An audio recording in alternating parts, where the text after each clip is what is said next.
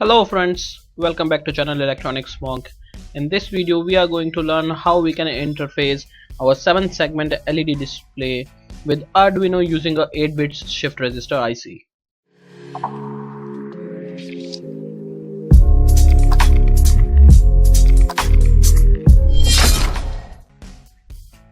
So guys, in this video we are going to use Proteus for our simulation purpose, and the IC that we are going to use is 74HC595. Okay, so first of all, what you have to do, you just have to open your Proteus and you just have to start a new project, and in that one you have to select your development code. Okay, if you have no idea that how you can do this one, you can check out my previous video. We have used Proteus there.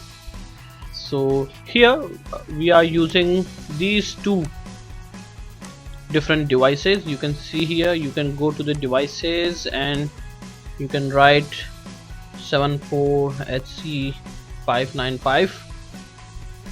you have to select this one, this IC, and apart from that one you have to write 7 seg, and we are using common anode. Okay, so we have selected this one as a common anode. So now let us make the circuit. This is 74HC595 and this is our LED display. Let me just zoom it. Good. Yeah. So guys, here we are using Q0 to Q6. Okay, we are using these 7 bits. We are not using that decimal pointer, so we are not going to connect that one. And here we are going to connect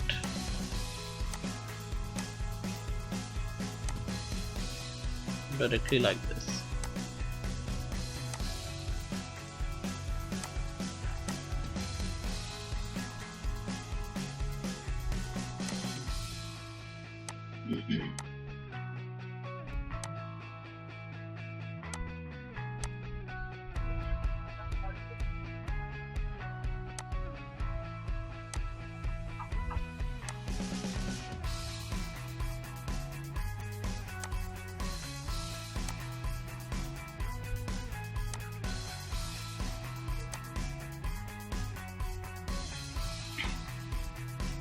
Now we have to go to the terminal mode. In the terminal mode we have to select this power terminal, and I am putting this power terminal here. I am connecting it, and by pressing the right click and going to the edit properties, we can edit the properties. Here I am writing down as plus 5 volt.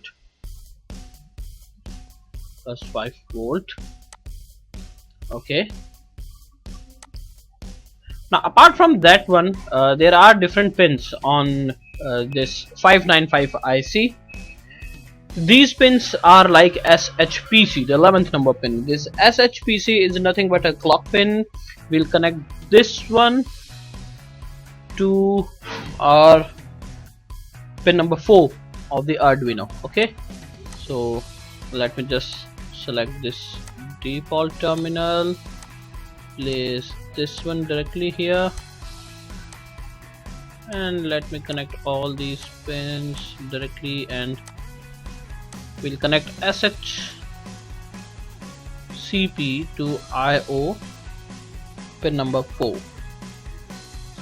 Then this data select pin, the DS pin, will be connected to pin number 3, so IO 3. And this STCP is a latch pin, and we'll connect this latch pin. We have to connect this latch pin to pin number 2 of Arduino. So this is what the most basic connection. Apart from that one, the master reset have to be connected to the plus 5 volts, and this OE pin is nothing but output enabled pin, so we have to connect this one to ground directly. Okay, so this is what the power signal, and we have connected it to the master reset, and this is what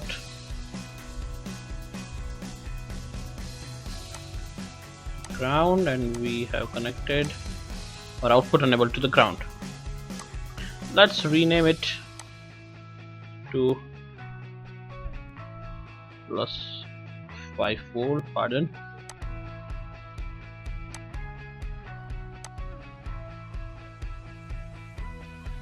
Plus 5 volt.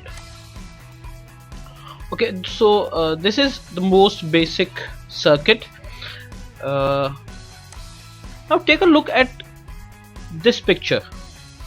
Here we are using a common anode, and as you must have heard that it's a 7-segment display, so there are 7 different LEDs. Basically there are 8 LEDs, and the last LED is for this decimal point. We are not using a decimal point here, so we are using those 7 LEDs. With the help of these 7 LEDs we can make any kind of a number. We can display any number or even any kind of alphabet also. So if we are using a common anode and you want to display a number 0, then what you have to do, you have to put all these bits as a 0, and the last one, the 64th bit, is 1. So the sum of these bits will be 64, because 32th is 0, the 16th bit, the 8th, the 4th, the 2nd and the 1st, all are 0, and the last one is 1. So the sum of all these bits is 64 for a common anode. But at the same time, if you want to use a common cathode and you want to display number 0, then you have to put all these bits as 1 and you have to put the last bit at a 0. Therefore the sum of all these bits will be 63 in common cathode. Now this is a most important thing when we are trying to display any number. Okay, now let us go and let us see what type of a coding we are doing. This is our basic source code. We have defined that our latch pin is connected to pin number 2, our data pin is connected to pin number 3, and our clock pin is connected to pin number 4. These 3 pins are as an output, so we have shown this one. Now to print 0, what we are doing, we are digitally writing a latch pin as a low, and then we are using this function, this shift out. Okay, this command basically have 4 arguments. The first one is a data pin, the second one is a clock pin, the third one is a MSB, is the most significant bit first. We are writing the most significant bit first. In this example, this one, the 64th, is the most significant bit. Basically the decimal pointer bit is the most significant bit, but we are not using here that decimal pointer, I have told you. So we'll use this bit itself, and this will be the most significant bit. So we'll write first this bit, and then it will be followed by this 32th, then 16th, then 8th, then 4th, 2 and 1. Okay, so this is what is happening. And to print 0, as I've told you, we have to write 64. Similarly, if we want to print 1, then it will be MSB first and then 121. We can change this MSB 1 to MSB last also. Okay, it totally depends on us. And then we are again writing digital write latch pin to the high, and then putting us a delay of 1 second. So this is what happening in all these numbers. You can see that it is quite easy program. We are not doing something new. The only thing is you have to check this one. You have to go for these 4 basic commands. Firstly, you have to digital write latch pin to the low, then shift out.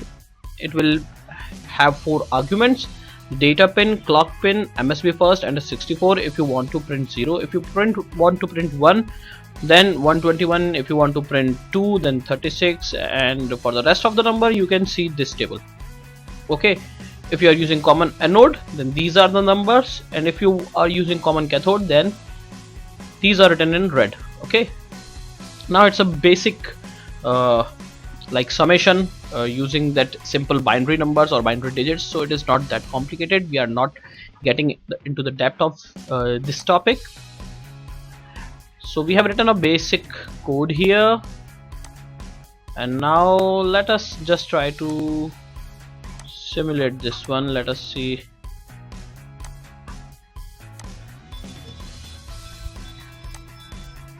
Yeah, I'll start simulation, and it